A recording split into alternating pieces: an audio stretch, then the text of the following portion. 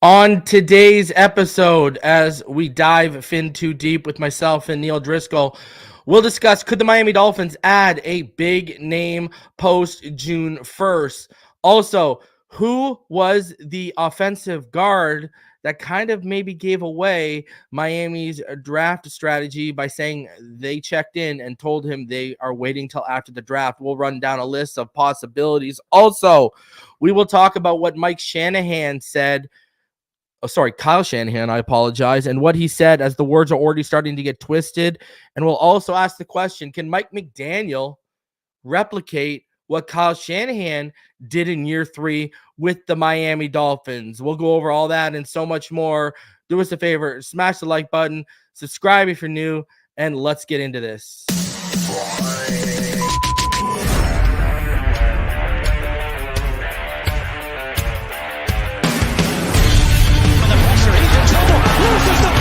Touchdown! You have got to be kidding me. Jalen Waddle has a Dolphin touchdown. And he will score! The field on the near side, man open, touchdown!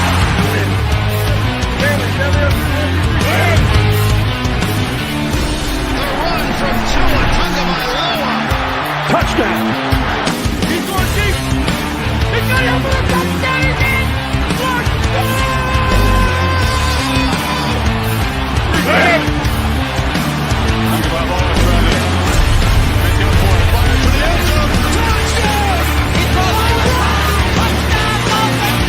Beautiful day to be a Dolphin fan.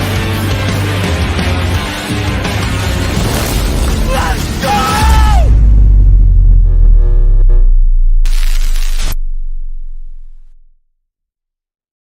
You're listening to Fin Too Deep. Tua back to throw. Blitz coming. They get to him. No, he takes off running. And he's in. Touchdown, Miami.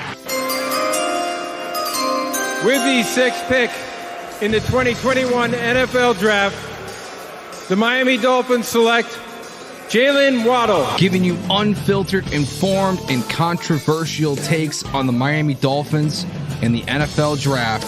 Here's Reason and Neal. What is good, Fin Nation? What's good? It's your boy Reason, and we are back here for another one as we dive Fin Too Deep. And I'm joined by my co-host, as always, Neal Driscoll. Neal, how are you feeling? The annual, I've had this conversation with a few people.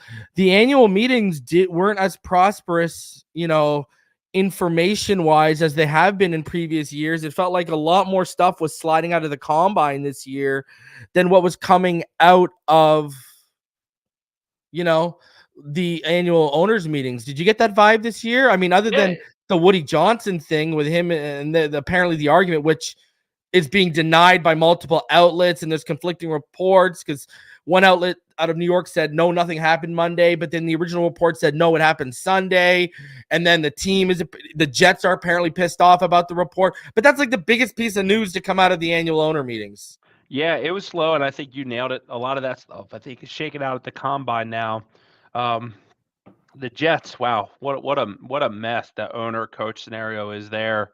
And when they realize that Aaron Rodgers is 41 years old and not the player he was 5 years ago, I think they're going to be in a lot. But no, life's good. And by the way, someone messaged me, this is not an Arizona Cardinals hoodie. This is my high school alma mater, Calvert Hall, home of Mel Kiper as well. I would never rock another team's gear for any amount of money. But no, man, life's good. Opening day, Orioles are up 11-1 in the 7th. We got the draft right around the corner, man. I mean, it's good stuff. It's kind of that quiet before the storm right now, right? Like teams are making their draft board. They're not rushing to go sign a bunch of free agents.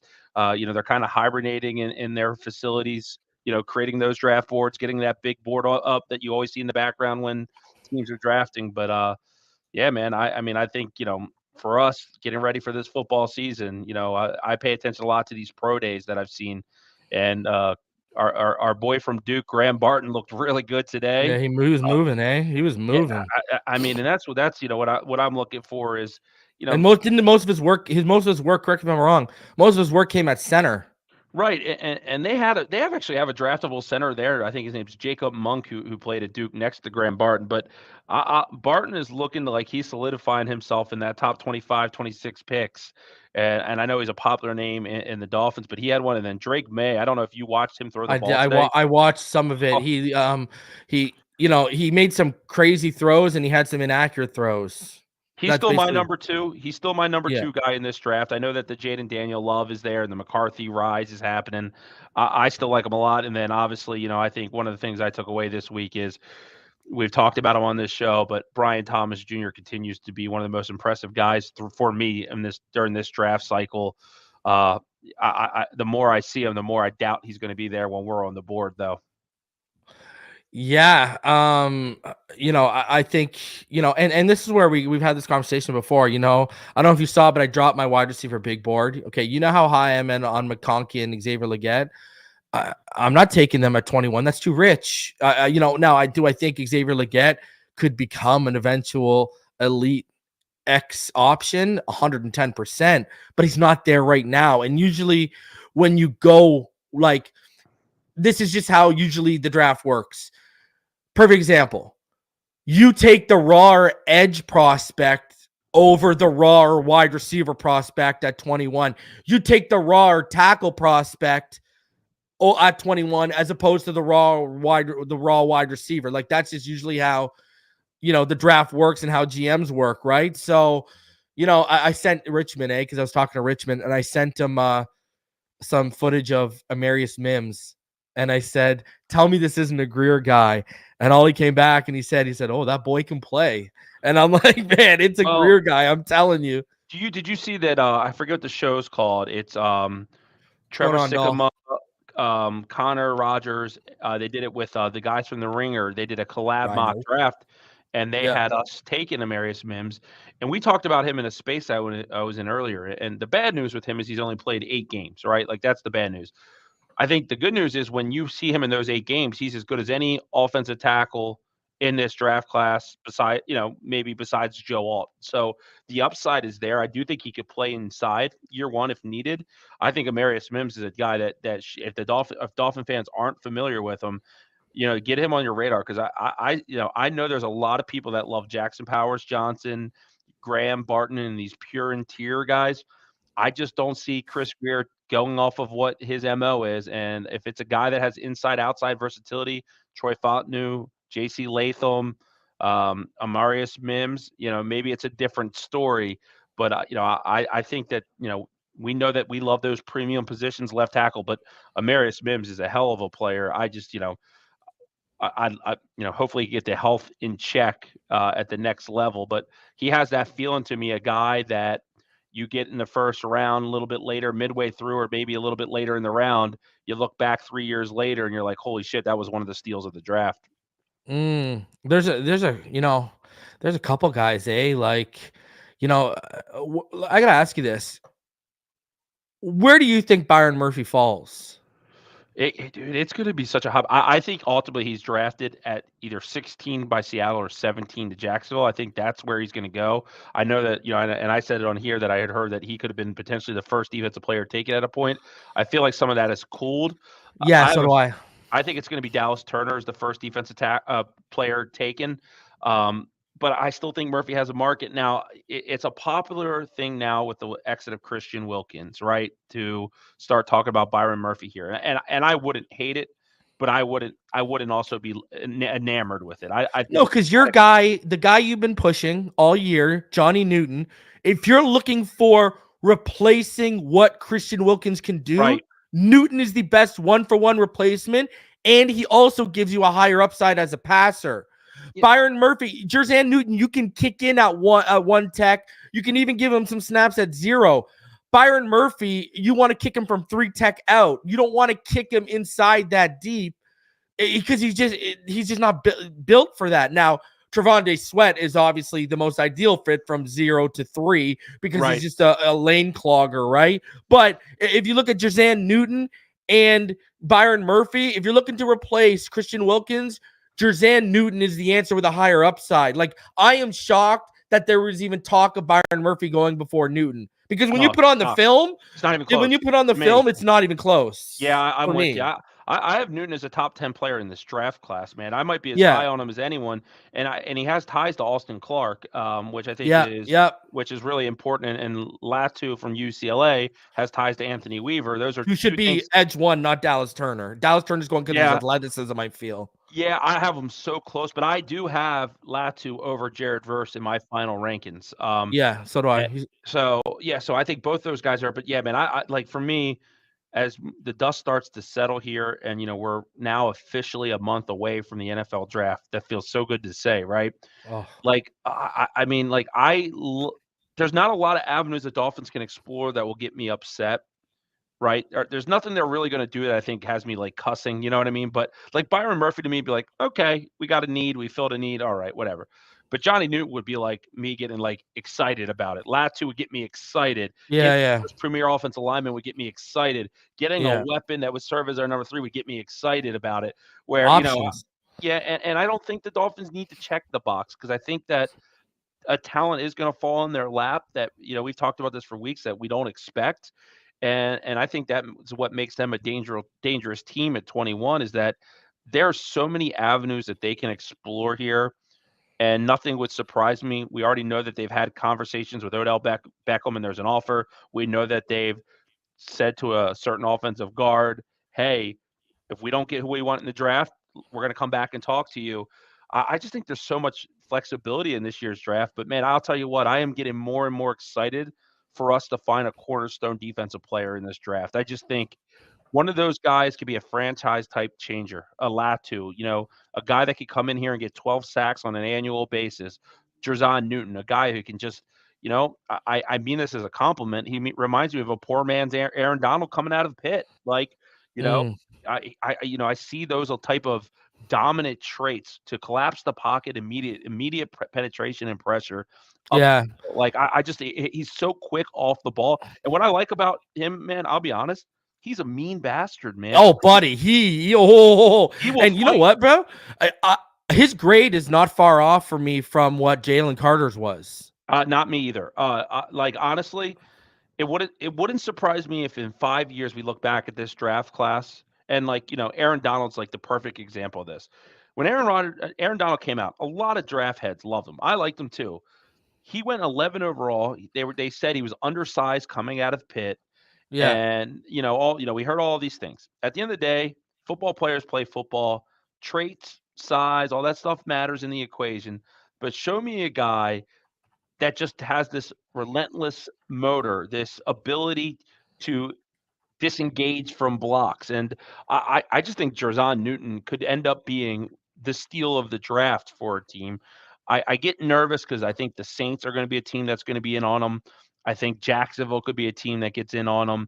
I get worried that the Rams might look at him to pair with Kobe Turner and replace Aaron Donald. But, I think with, Newton, like I saw you just put it in there, he's 6'2", 305. Just under 60. He's like 6'1.5". Yeah, someone was asking about their weights in the chat. So right, and that's I put this in quotes. That's considered shorter for some of these defensive tackles. But with that said, but you look at his frame though, bro, and he's got a good frame to himself, and he's got a motor that really runs hot for a guy, right? You see the power come out of him, right? Like, he's got very violent hands. Right. He understands and he plays with great leverage. You know what I mean? He's really quick off the line of scrimmage, can shoot those gaps really quick, and I mean, he's a finisher. He's probably the best interior finisher in the class. I mean, think about this. 7.5 sacks in 2023 off of 43 pressures, but he was top 10 in the nation at his position in sacks, hits, hurries, and even run stops. Yeah, all right. He is the perfect replacement for Christian Wilkins. Perfect. And he's not like a happy rah go lucky kind of guy like Wilkins was. He's a mean dude. And we've talked a lot about the MO of this Dolphins team, whether they're getting nasty, whether physical. Right. We need some mean son of a bitches on the defensive and offensive line, man. That's where this all starts in trench warfare. And then when you get this team healthy and you're looking at Jalen Phillips, Bradley Chubb, paired with Newton, and Sealer still, man. I mean, that is, to me, you're almost replicating what you had in Wilkins. And I'm not trying to take anything away from Christian Wilkins. This is more about elevating Jerzon Newton. We started talking about him on a few months back here, man, and we were talking about him before the Senior Bowl on this channel. I'll be honest, because I don't think Bowers is going to fall to us, and I don't think Brian Thomas is. Jerzon Newton, Laiatu Latu, and Troy Fautanu are the three players I want most at 21. One of those three guys to me is a home run at 21. And I think two of the three will be there. So yeah. I think that's, I just don't think you can go wrong there. And, unfortunately or fortunately, right, the way this draft is shaped up is, there's going to be a lot of movement in this draft. I think you're going to see teams that are going to get aggressive, especially if you miss out on that first wave of quarterbacks and you're the Raiders, the Giants, the Broncos, or one of those teams that need a quarterback. All that stuff is going to create a lot of movement, and that could be good for pushing people down. I just hope that aggression doesn't move to them moving up to get people that we want, because in a perfect world in a draft, Jerzon Newton, Troy Fautanu, and Latu all have no business being there in the 21st pick. They're all top 15 players in last year's draft, and I have them all as top 15 players in this draft. So, man, I can't wait. I mean, I am in full draft mode at this point. Not sure about you, man, if you're leaning towards the same type of guys or what, man, but we have an opportunity here. Yeah, I'm down for, I've already said this, everyone knows how I feel about Latu at 21. Troy Fautanu, or one of those linemen, if they slip, tackles that can play guard at 21, I'm down for. I'd be down for Newton at 21 as well. I'm just not down for drafting a strictly interior guy at 21. Yeah. I'm just not there, and I don't think Chris Greer is there too. No. And what'll be interesting is if some of the guys we're talking are off the board, right? And what if Latu, as well as Dallas Turner, are off, and what if Newton's off? Now, now we come into the territory that I've been talking about. Do you roll the dice on a Chop Robinson, or do you take what some might view as a more polished project right now in terms of Jared Verse? If you're going edge, at DT, do you take Byron Murphy there, or because Newton's off the board, you're kind of not vibing with a guy like that at 21? It becomes interesting if those names start to go. Yeah, and someone asked in the chat, who do I take if it's between Latu, Fautanu, and Jerzon Newton? Because of the depth of the offensive line in round 2, I think I'm taking Jerzon Newton. Just to put it in perspective, Newton's my number 7 player on my final. I'm on the process of my final board, and I have him as number 7, and I have him as the number 1 defensive player in this draft.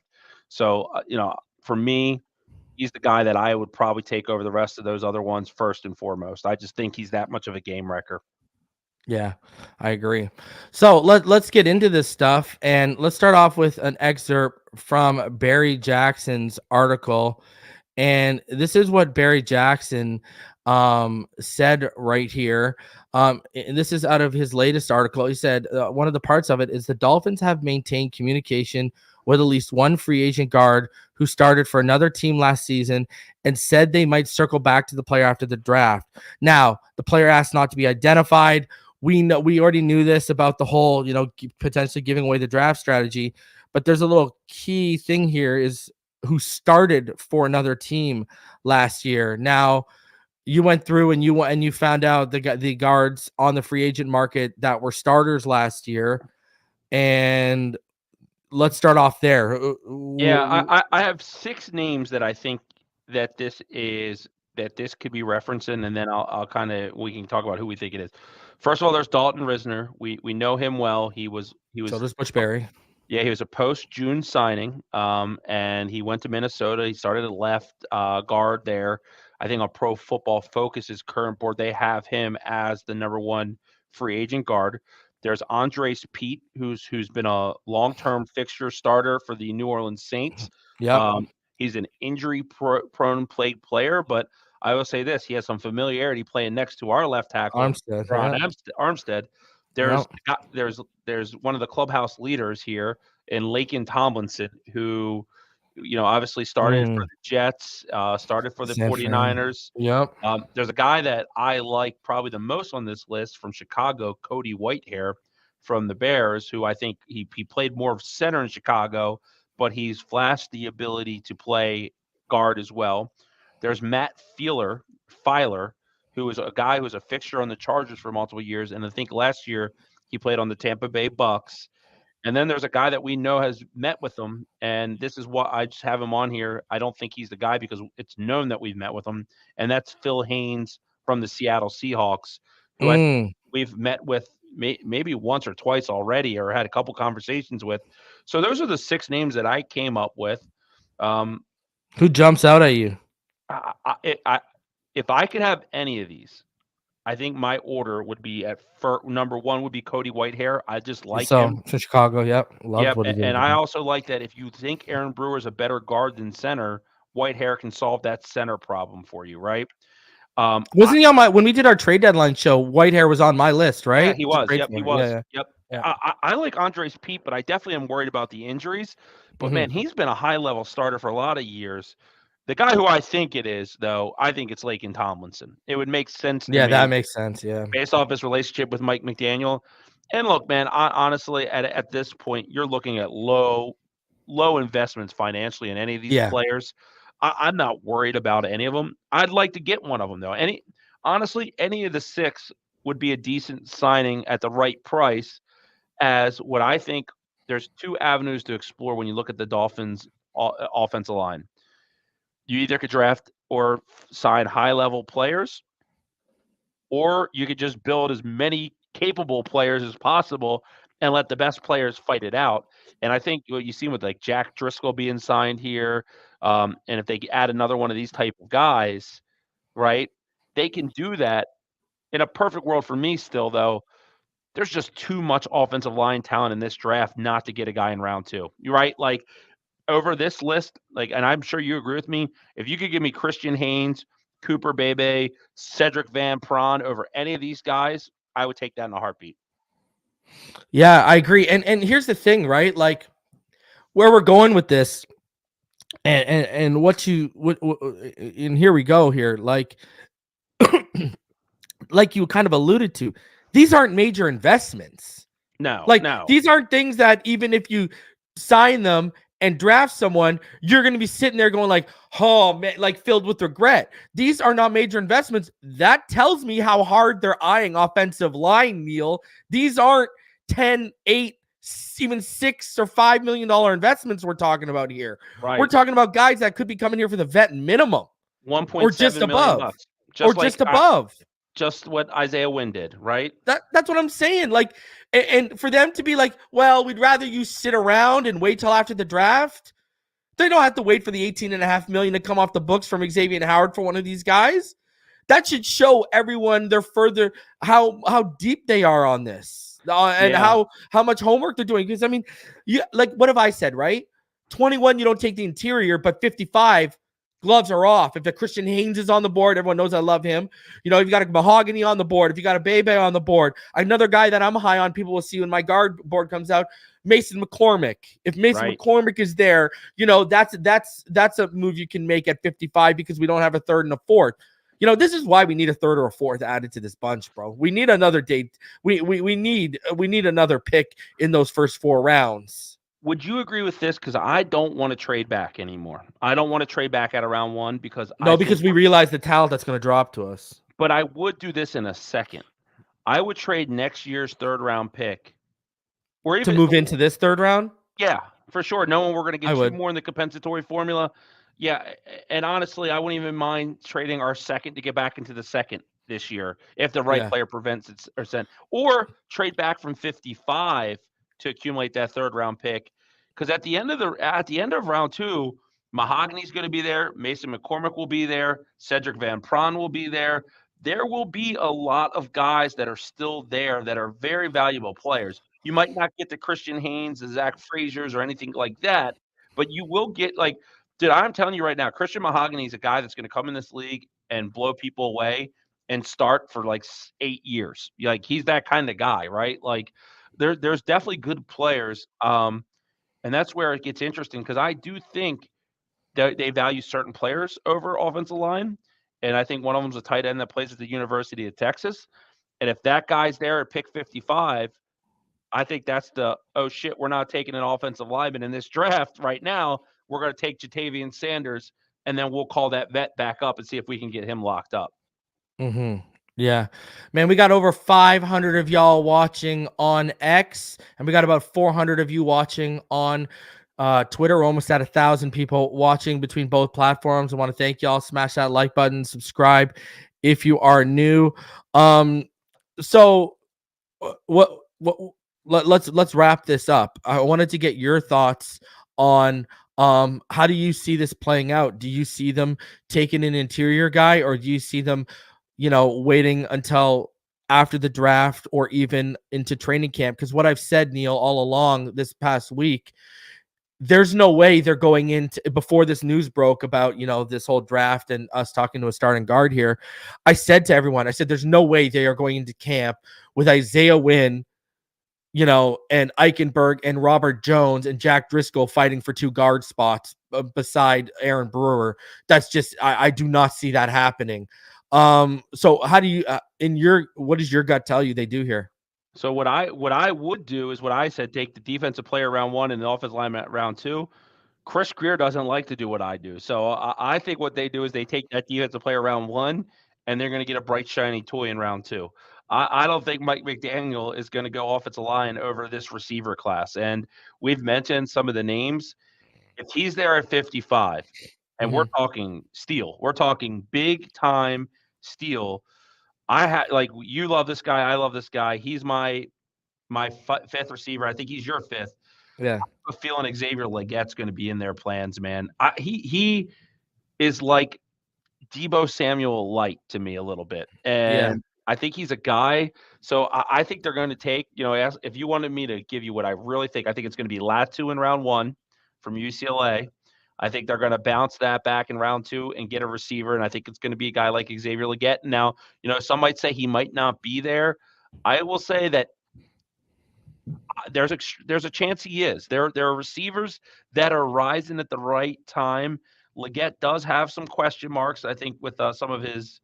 I don't know what it is if I say it's commitment to football or what it is. He has some of those questions around him. And I think he's the perfect guy to fall into our laps. And then if it's not him, the name I'm telling you to watch is Keon Coleman from Florida State. I think he is a guy, and I think they're going to get a receiver. And I think Odell Beckham is going to be the guy who's on the outside looking in. And that money that they were going to probably spend on a guy like Odell, they'll pivot and go get an offensive lineman with that money. Yeah. It's interesting here because now we flip to the next question and our next little topic here. And the topic of the show, are the Miami Dolphins eyeing a big free agent pickup post June 1st? They got $18.5 million coming off the books. If the board doesn't fall their way, or it does fall their way for other positions, and they don't take a receiver, would OBJ be considered a big pickup, potentially post June 1st, right? Because then after the draft, we're into May, right? And we're only a month away from money clearing up. And then, another sneaky position I think they need to potentially look at if the right guy falls into the lap, I've said this before, is safety, right? Now, I don't know if they're going to make a play for Justin Simmons, who's clearly on the market still because he wants a bag. I don't see them making a play for a guy like Adoree Jackson. If OBJ is off the market, do they shift to another big name like Tyreek Hill mentioned in Michael Thomas?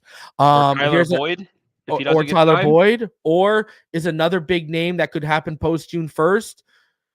What if Connor Williams starts to get healthy, decides he wants to come back, the market isn't robust, and he takes a 1-year flyer to come back to Miami to play at either center or guard for us? Right. And I'll say this. I think there's a real possibility on a really cheap deal Connor Williams is back in Miami. I really do.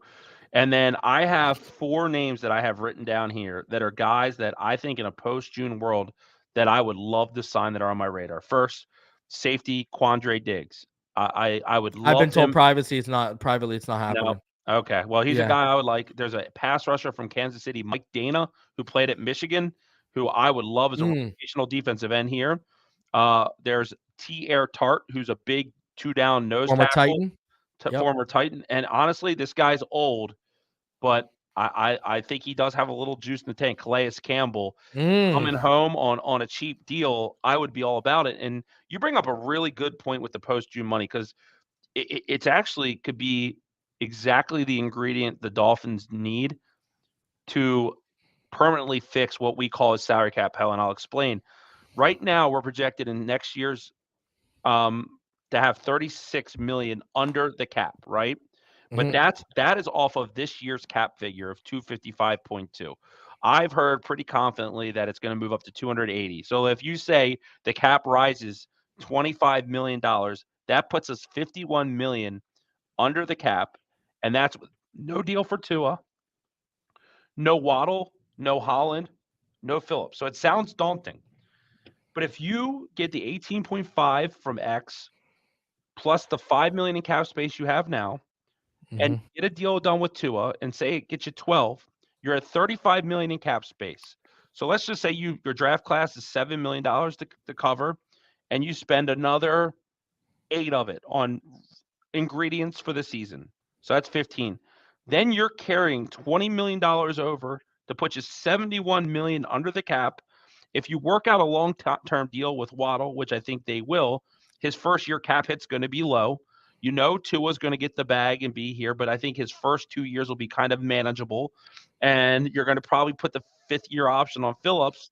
Like what I'm highlighting is here, before you've made any moves whatsoever, no releases, no restructures, you can easily afford Holland, Waddle, Phillips, and Tua if you carry off over enough of that count. And that's without ever touching Tyreek's deal, which we didn't touch this year. So I just think the Dolphins are always they're going to be in a really good position.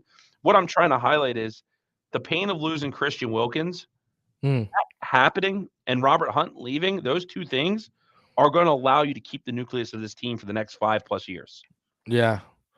Something I wanted to ask you too, man. And Scotty Joe just brought up a question, and it reminded me. He said, "I got that sneaky suspicion Weaver is getting who he wants at 21." See, I got the opposite one, and I want to hear your thought on this, Neal. Mike McDaniel's never had a first-round pick. Now, I do think obviously him and Greer are going to collaborate a little bit on it, but this feels like 21 is going to be a Mike McDaniel pick unless he passes it off. And you know why I say that, Neal? How many press conferences have Greer and McDaniel mentioned that point alone, that he's never had a first-round pick, right? They've mentioned it like the last 2 years that he's never had a first-round pick. So do you get the sneaky suspicion that this is going to be an offensive pick because it's going to be Mike McDaniel's? Now, I know you said Latu, and you ain't going to hear any argument from me if he's on the board. But do you got a little birdie in your head saying to you, like, this might be a McDaniel pick because he hasn't had his shot yet? Now, last year, I know for a fact he wanted to take Devin Achane at the spot we took Cam Smith, and basically Greer overruled, and based on value and premier position stuff that we talk about, Greer pivoted to Cam Smith, which, makes sense. They're also trying to get out ahead of X leaving, and then they got their guy in the 3rd round anyways with Achane. How do you see that playing out? Do you think this might be a McDaniel pick because he's never had one? I think the biggest wild card in this entire draft, when you look at it from the Dolphins' perspective, is the Dolphins taking Xavier Worthy at 21. I think really over Jatavian, because you got, I know you like Warren Sharp. Warren Sharp of Sharp Analytics just mocked him, and Tony Pauline, out of 2 of his 3 mocks, they got us taking Jatavian Sanders at 21. I would say this: if they took Sanders at 21, and I like Sanders, I would be very disappointed. I'm just being honest. I like the player. I think that you could trade back and get him 10 spots down. I just have a feeling. I'm just telling you, like, I saw that handshake with Xavier Worthy, and I looked at Mike McDaniel's eyes, and I don't think he can help himself. I think he's a kid in a candy store with speedy wide receivers. Oh, God, no. And we talked about this the other day. It's funny. what I'll say to that is because I will be mad. I will be legitimately mad at that pick. I just think that when you look at the way the Dolphins are building this offense, we keep saying, go get me the player that complements Tyreek Hill and Jalen Waddle. Go get me the Brian Thomas who's 6'4". Get me the Keon Coleman who's 6'3". Get me the Xavier Legette who's the guy who can create yak and get moved up and around and makes a contested catch. A tough guy, a physical guy. I just feel like sometimes that, See, I man. agree with this. I'd rather have Jadavian Sanders at 21. Here's my problem, bro. I'm surprised he was able to hold McDaniel's hand for the handshake because that guy's got serious concentration drop issues, bro. Here's where I'm issue. Very average hands at best. Let exactly. You think Waddle runs these fans up the wall at times, and Tyreek Hill. Wait till you get a load of this guy. My whole issue is I only see him limited as a slot gadget guy. You're 165 pounds. Okay, you should move at 4'2" at 165 pounds. I'm going to say it. It's far more impressive for me that you got a guy like Xavier Legette who's 221 pounds and moves at 4.39 speed. As a defender, okay, didn't you play a little safety? If I remember correctly, I played safety. Yep. Okay. Yep. You got a guy coming downhill on you, 221 that runs a 4.39, or a guy who's 165 runs a 4.2. All you got to worry about the 165 guy is the angle. You take the right angle, you might take his soul like your name's Shang Tsung, bro. With a guy that's 221 running downhill at you at 4.39, that guy might take your soul because usually, D-backs are around 200 pounds. He's probably got 20 pounds on most D-backs, bro. Like, no, I don't want Worthy at 21. Honestly, even at round 2, I like better options than him. I like Xavier Worthy. I think at a spot like Buffalo or the Chiefs, he could be dangerous there. I just think it's overkill for us. But I'm just telling you, man, like maybe this love for Jatavian Sanders. Oh, I don't think you're wrong. I don't think you're wrong. It better not. Your suspicion better not be right because I will lose my mind at Xavier Worthy. But I would take Sanders and Worthy both over Adonai Mitchell, no doubt about it. Out of the 3 weapons from Texas, I want no part of Adonai Mitchell. I have. Yeah, you think he's got high bust factor? I've got Adonai Mitchell higher on my board than Worthy. But I think it's because he can be developed and he could do more if he with the proper development.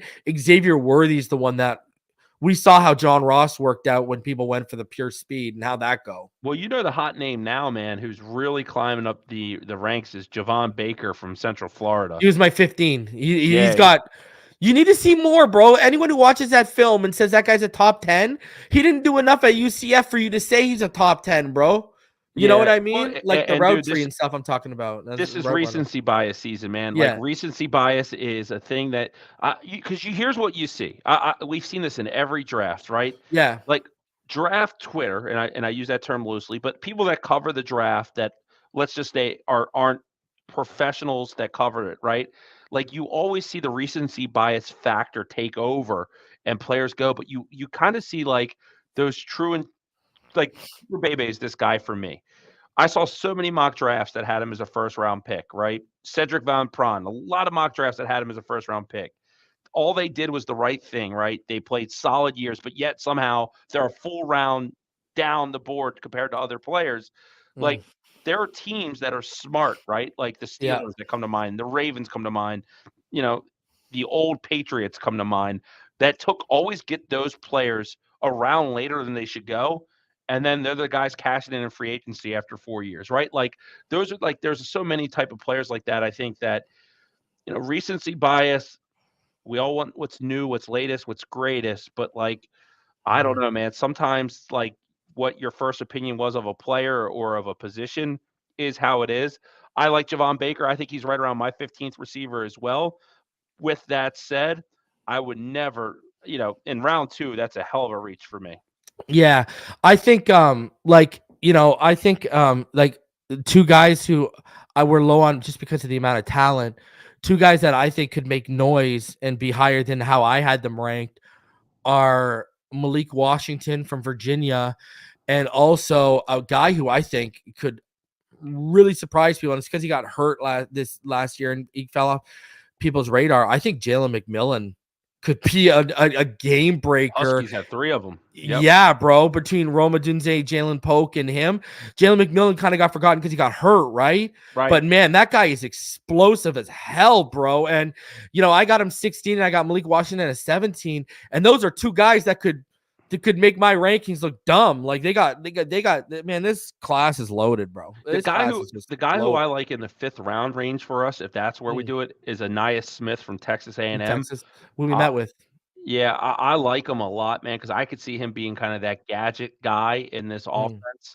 I like Jalen McMillan. I like Jerry Rice's kid a lot, man. 12 touchdowns last year. I think he's a guy that can make plays. There's the kid from Alabama, Jermaine Burton, who I think is a guy who can go. And then I know a lot of players, a lot of analysts that I like are big fans of Jalen Coker, the kid from Holy Cross. So I think and Holy Cross also has that guard, CJ Hansen, man. And I watched a little bit of him 2 nights ago, man, and I was like, holy crap, man, I'm too low on this guy. So that's why, like, I'm in the process where I'm adjusting my boards based off of things I've seen from others that I'm learning. And then I've got him 11. He's my 11th guard. Is CJ Hansen? Yeah. Well, then Christian McCaffrey's brother, Luke, is another guy from Rice in round 5, round 6 that I think is a guy that can make a lot That's the problem, bro. I do a top 15 big board, and I'm really only doing up the first 4 rounds because you're going to have guys at the 5th and 6th that make sense. Right. I mean, look, and that's where you said Mason McCormick earlier. Yeah. I have as my 10th overall interior offensive lineman in this entire draft. So I'm a big fan. Brandon Coleman's a guy who's getting a lot of love. Yeah. Dude, and then a guy who I'm starting to like a lot is Dominic Puny from Kansas, dude. Yeah. They're all in my top 10, those guys you named. Yeah, man, they're good players. I mean, they're like, that's where it's like there are good players that could fall. Like, so if you are set, like, let's just say they like Dominic Puny, they could trade back to the top of round 3 with a team that has 2 third-round picks and get 2 picks in that round, man. Like, they could maneuver that way. I want to stay at 21, and I'm cool with being flexible up or down at 55. Yeah. Man, just so many options to go. I love this draft class. I love it. It's crazy. I love it. We got over 1,100 of you guys in the chat right now between X and between YouTube. Appreciate all y'all. Show some love. Smash that like button. All right, let's keep it going because words were getting twisted, my friend, and we got to address it. And we got a couple things to address with it. So let's start off. Let's play the clip. All right. And we'll give our thoughts, and then I'll show a follow-up on it. All right. So let's play that clip right now for everyone. This clip came out yesterday on David Ferona's account regarding Kyle Shanahan talking about the Miami Dolphins. I think each year's a different experience. Mike's had 2 good seasons, both last year getting the playoffs, and I think the year before he did. Or they're 1 game short of the year before. Oh, they made the playoffs. Yeah, they made it post year. So, I mean, doing that's a hell of a job by Mike. I know they're trying to get their quarterback situated, and they have a hell of a team. I know they change coaches, so we're just putting it together each year and trying to have the best team you can with whatever situation you're in. I know, coach. Okay, so he says you got to have the best chance with whatever situation you are in.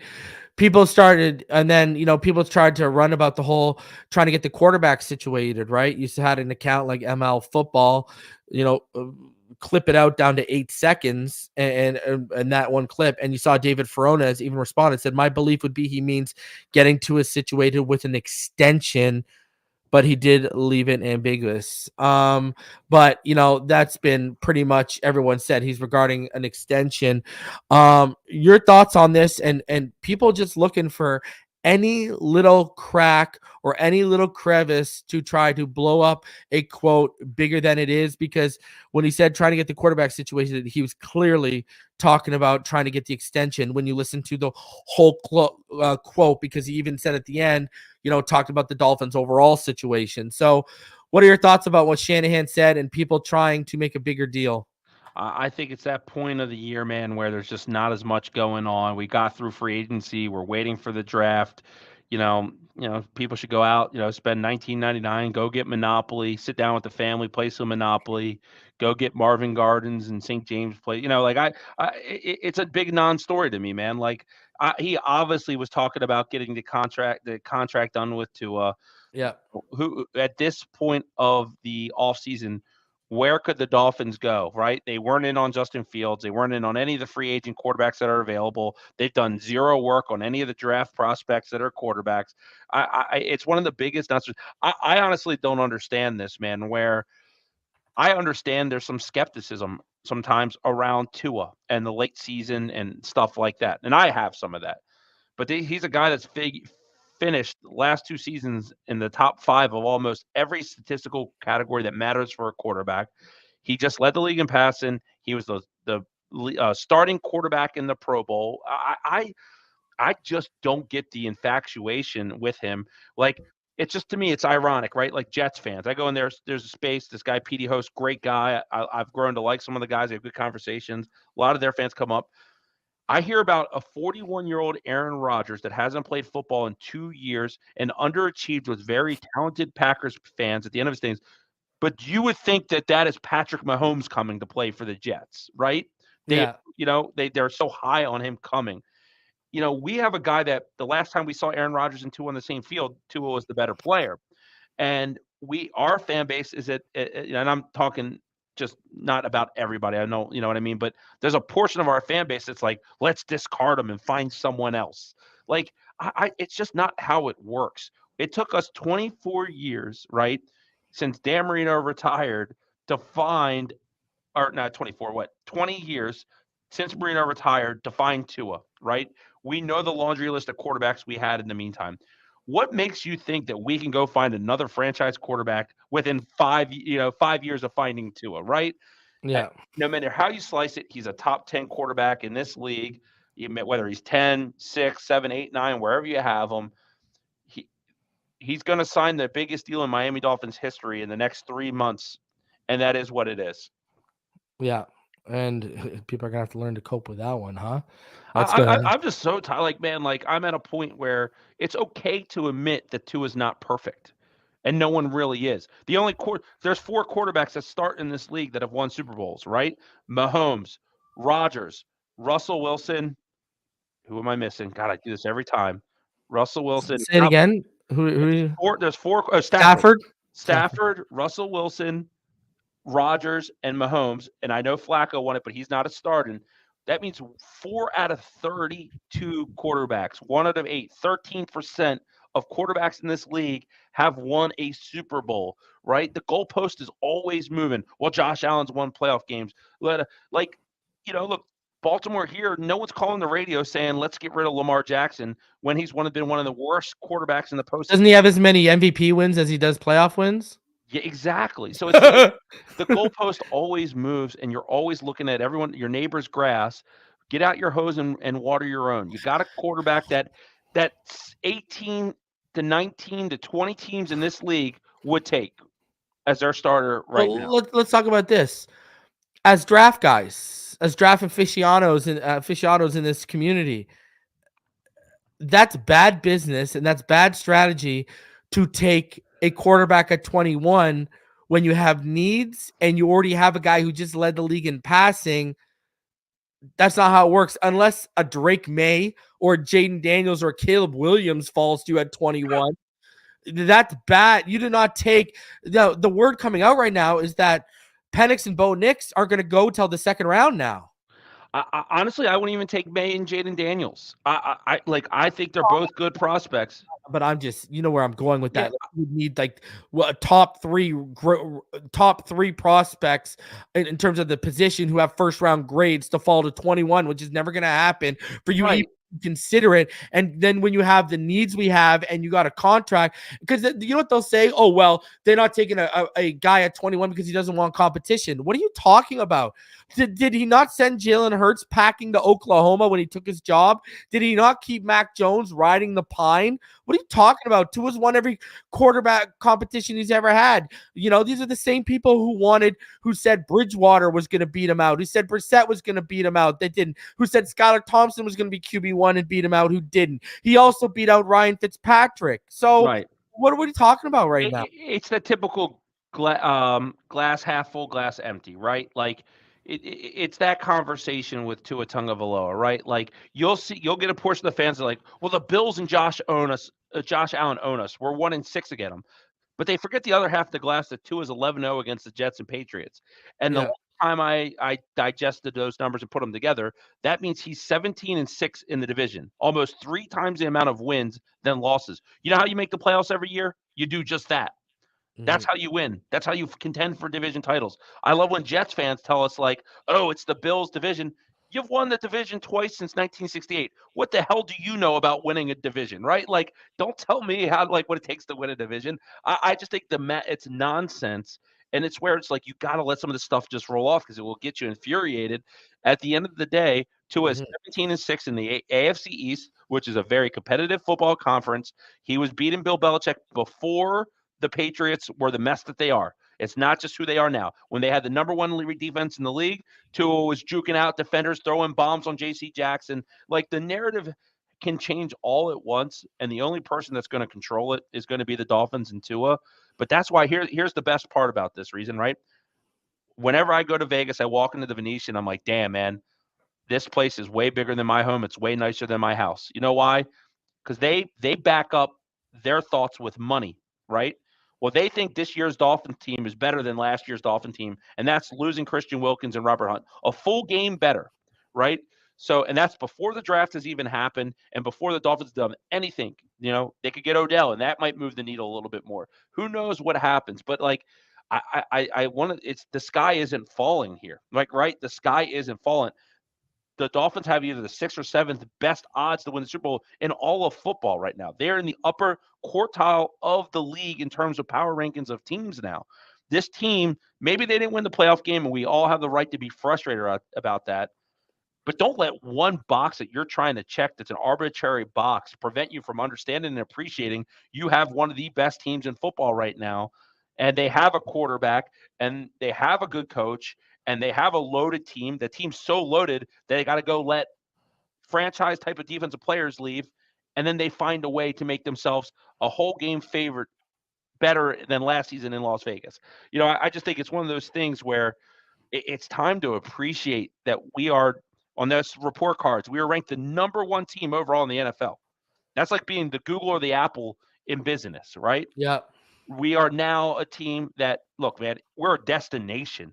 There are players that are begging and trying to fight and claw and scratch to find their way to Miami. You know what that means? When it's the trade deadline and we're a team that's fighting for the number 1 seed this year, and at the trade deadline, Chris Greer wants to drop his marbles on the table and say, you know what, F those picks. I'll trade a first-round pick for player X. Player X is going to tell his GM and his agent, get me to Miami. So, like, all these things matter. And we can always look at the glass like it's half empty, but that glass right now is more than half full. Rhino says this is the fan base that wanted to get rid of Marino for Right. Mitchell.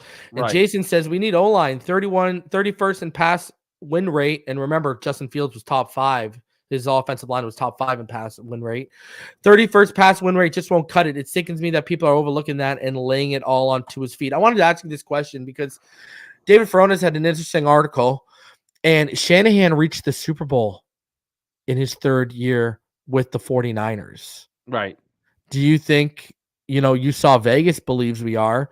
Do you think we're on a cusp of doing something, because I mean, I went over it yesterday with Richmond. I don't know if you read, I posted on Twitter this morning. I don't know if you read that Athletic article about the sharp motion and how it changed the league, and we basically both talked about, it seems like every year we're going to break franchise records or we might break league offensive records with what just how innovative we are. What I want to ask you, where do you see that in terms of that 3rd year leap? Do you see it being as big as Shanahan's 3rd year, or do you seeing it being okay, a couple playoff wins and maybe an AFC championship appearance? I'll say this. When you have the best offense in football, and that includes stubbing your toe at the end of the season, you're a dangerous football team. And we did that last year, and there's 2 things that I think are going to be way different this year. And that is, first of all, Devon Achane is going to start stealing carries from Raheem Mostert. I think they always had running back on the agenda, but they didn't want to spend big because they believe, and it's not just Dolphins fans and the Dolphins front office, outside of the walls of the Dolphins, people think Devon Achane is the truth, right? Like, he's the guy that was the 3rd round pick. Bijan Robinson and Jahmyr Gibbs went way higher, and A-Chain, when healthy, was the better football player, right? So Mhm. that's one thing I think is going to take this offense to the next level.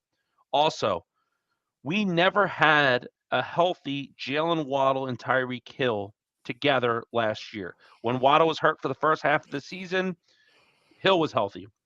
When Hill got hurt against Tennessee, Waddle got healthy. It never worked in harmony. So I think the offense is going to be better because of that.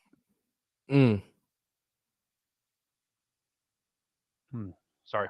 No worries. No, but I think, I think the offense is evolving, and year 3 is going to be better. 2 is going to be better. McDaniel's going to be better. And if you have the best offense in football and you have your A game, you can beat anyone at any given day. So, yeah, I think they're going to be better. And you got to ask this, Neal. His first time being in an offense for the same offense for 2 years since like high school, and he led the league in passing. And here's the other part of this equation. Every year Tua finds his biggest wart and makes it a strength. He's going to get more agile, and he's going to be able to pick up more plays. I think Tua is going to be so much better next year. He's going to get that contract, and he's going to make the Dolphins glad they gave it to him. Josh Williams says there were fans that was okay with giving up 4 first-round picks and a $250 million fully guaranteed deal for Watson, but will cry if Tua gets $50 million. I was one of those guys that was okay with getting Watson if the legal stuff checked out, and I couldn't have been more wrong. I mean, Watson at the same price for a first-round pick with Cleveland, giving me Watson on top of that, I wouldn't take over Tua right now. Yeah. So it's funny when. And can I give you your props? Hold on. See, ladies and gentlemen, through the YouTube community, that's what a real man does right there, okay? Neal's a real man. You know why? He can admit when he's wrong. Right. A lot of y'all need to take notes in this community. Thank you very much. Reason that's the second worst I've ever been wrong. My other time I was wrong is when I thought Trent Richardson was going to be what everything Derrick Henry came out. My buddy, I thought he'd be good. No, dude, I was wrong on that. I thought Trent Richardson would be good too. When they took Trent Richardson and traded up for who was the old ass QB they drafted? It was like 24, 25. Brandon Weeden. Yeah, I thought they were actually. I was like, okay, they're trying to make something pop here in Cleveland. I really like Brandon Weeden, and I was partial to him because when I had my radio show on ESPN 1300 here. He was my first guest ever. And he was super cool. He gave me 25 minutes, dude. Oh, and wow. We talked about his Yankee career. We talked about everything. And then I had like a lot, it was my first guest ever when I did this. And I had all of my buddies like texting, can I call in? And he took Q&A. And, one of my buddies asked some unbelievable questionable things about when you're a starting quarterback at Division I college, what that means with the ladies. And dude, he didn't even flinch and he just answered questions. It was awesome. Brandon Weeden was a hell of a guy. Yeah. Any final thoughts before we get out of here, bro? No, man. Can we hit fast forward? I mean, I can't wait for the draft. I think it's going to be quiet for the next couple of weeks, but I think this is where, for me, like what I started doing, I took all of my boards, I printed each position, and I'm like the ones that I circle and star people that I want to watch more of, right? Because I explained this today in a space. Like I have a big board of 500 people. I don't have time to watch 500 people on tape.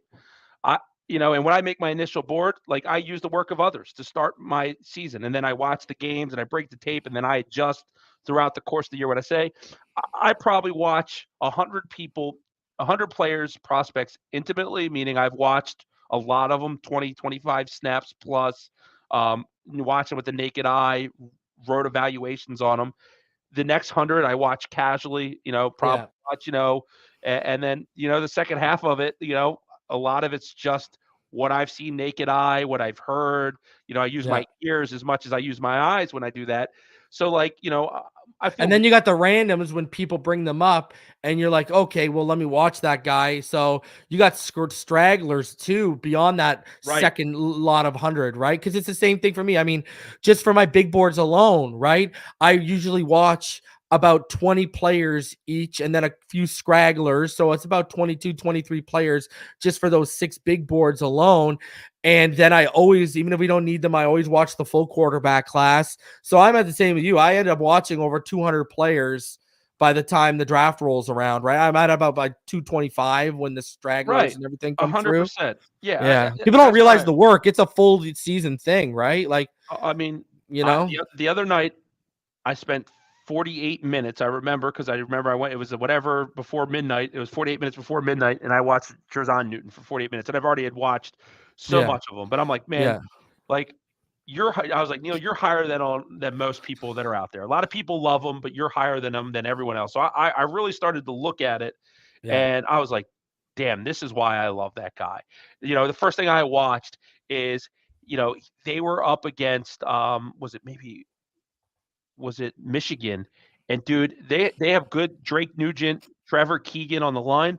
Dude, I saw him ragdoll these guys, right? And I'm like thinking these guys are draftable players that might start teams in this league. And he ragdolls them with ease and violence. And I'm going to give like the extreme praise because we talked about Aaron Donald. Who he reminds me of a little bit is just a little bit less explosive John Randall. And for old heads that watched the Vikings back in the day, dude, like Randall was the guy, and But remember the eye makeup he'd wear? And he was so vocal and scary. Yeah, he's a mean dude. And Newton's the kind of guy, and I'm telling you, I like this about him. Like after the play, when offensive linemen are trying to block after the whistle, Newton's swinging on people. And now I don't want him to get 15-yard field penalties, right? I don't want that kind of stuff. But man, I want a guy that just you're not going to F with him. That's the kind of guy I want, man. So, but there's guys that I've watched a lot of tape of. And, I'll say a guy that I was really high on that when I rewatched him, he fell down for me was Braylon Trice from Washington. I liked him a lot when I first saw him with the naked eye. When I started watching tape, I was like, you know what, man? He's around end of round 2, early round 3 guy to me, not an end of round 1 guy to me, right? Yeah. And there's guys that like fall like that. And like, for example, guy Christian Haynes. I had as like a 3rd round pick. I forget who I saw said that he loved him. It might have been Alf from 3 yards per carry. And then I was like, I'm going to go back and watch him, right? And then I was like, Jesus, like you can't catch everything at first glance. And then when I started to watch him, I was like, oh my God, Christian Haynes is a plug and play day 1 starter who's got high level Pro Bowl potential. Like it was me. I remember since the Senior Bowl, I've been hyping him on. You've been telling me about him, and that's where that's why this whole process is great because you get the Senior Bowl, you get the Combine, you get the Pro Days, you get the community that you engage with and talk about, right? You get all this, and that's where you get to formulate your opinion. But like that's the fun part of this for me, man. Is I love when someone is as into the draft as me, and they like put me onto a player that I didn't have on my radar. That's like my favorite interaction. Like I have a good subset of people that are in this chat that will send me people like messages like, have you seen this guy? What do you think about him? You know what I mean? And that's like a really cool thing, man. Yeah, I'm trying to who was it I want to say there was someone recently out of my big boards that I got put on by the chat that I hadn't watched, and then I went out and watched him. It was who was it? It was I want to say, and he ended up making top 10 for me on my board. It was who you remember was what it? Position? I want to say it was I want to say it was what's his face from Penn State. The line I want to say it was Curtis Jacobs. I want to say that's who it was. Yeah, I want to say he's a local guy here in Baltimore. I want to say it was Curtis Jacobs. That's who I want to say it was. Yeah, he's like my 10th linebacker too. I like him a lot. Yeah, that's he's your 10th. He's my let me go to my linebacker big board. Pop that up here. Actually, buddy, he's 10 for me. Jalen Ford's 9. He's 10. Trevin Wallace is 11. Jacobs is my 10 right here. Yeah, there you go. The great minds think alike. But I'm pretty sure it's Curtis Jacobs. I hadn't watched him yet. And then people in the chat were like, yo, you got to watch him. You got to watch him. And then I watched him. I'm pretty sure it was him. Yeah, Penn State's the team I watch the most. Again, for those who know, I'm married to a Penn State alum. I've watched, so like, I know you're a big Chop fan. I think Chop's got the DNA to be the guy who's a beast at the pro level. Who, once he gets refined his technique, or just if a coach just lets him go out and do what he does, pin his ears back and go after the quarterback, let him go hunt. Like I think he could be a guy that is. Like Michael Parsons, when he came out, we all knew Michael was going to be a really good football player. I don't think we knew he was going to be as good as he is. I didn't, and I watched a lot of Penn State. I don't know if Chop has that high of a ceiling to what we think Michael Parsons is right now, but I think from a draft prospect standpoint, and you talked about the measurables, he's there. Yeah. like I'd watch Chop, but I wasn't focusing on linebacker, right? Like I lock in, right? Like Right. I'd watch Chop, I'd watch Theo, and I had watched Hunter Nozard already, right? The center. I'd Yeah. already watched those guys. I hadn't really watched Curtis Jacobs yet, and then I went and watched them. Like there's a linebacker I'm higher on than I think a lot of people are is Tyron Hopper. So Oh, from Missouri. I like him. I'm pretty higher. I have him He's on my my 6th. He's my 14th, but I get it, man. Yeah. Well, the Hunter guy you just mentioned was Yeah, a guy that Lazard. I haven't watched yet, and he's actually one of the 3 guys I have written down that I'm going to watch. Yeah. I'm going to try to get on the weekend. I have him 10th. Anyways, so Nice.